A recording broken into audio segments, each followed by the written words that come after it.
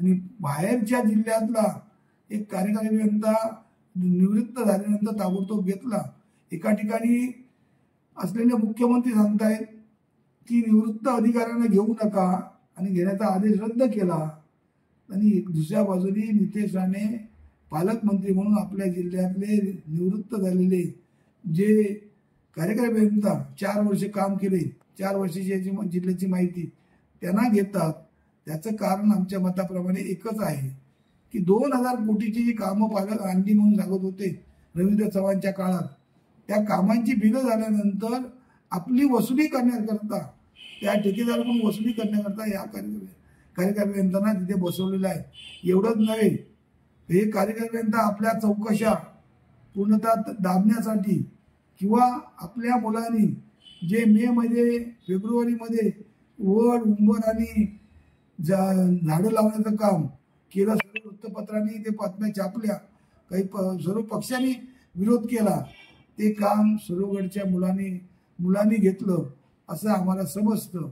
त्यामुळे सर्वगड यांना नितेश राणे हवेत आणि नितेश राणेंना सर्वगड हवेत, कारण नितेश राणे पूर्णतः आपलं पालकमंत्री म्हणून अपयशी ठरलेले आहेत। आणि हा पुतळा, हा या पुतळ्यामुळे आता झालेला पुतळा जर चांगला असला तर लगतचं जे काम कोसळल्यामुळे पुतळा जिल्ह्याचं नाव आणि आमच्या असलेल्या मालवणचं नाव बदनाम करण्याचं काम जिल्ह्याचे पालकमंत्री आणि सर्वगड यांनी केलेलं आहे। आलेले अधिकारी सांगतायत की अतिवृष्टीमुळे ते दबलं, त्या अधिकाऱ्यांना माहिती नाही काय सिंधुदुर्ग जिल्ह्यात, रत्नागिरी जिल्ह्यात पाऊस किती पडतो, त्याप्रमाणे पुतळ्याची डिझाईन, ज्या बाजूचं डिझाईन चांगलं करण्याचं काम तांत्रिक अधिकारी म्हणून आपण आहात।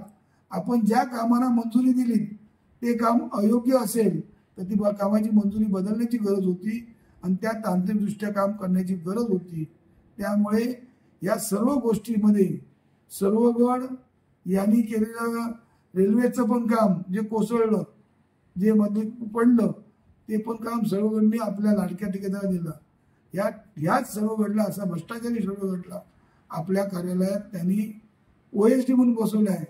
हे सिंधुदुर्ग जिल्ह्याची शोकांतिका आहे।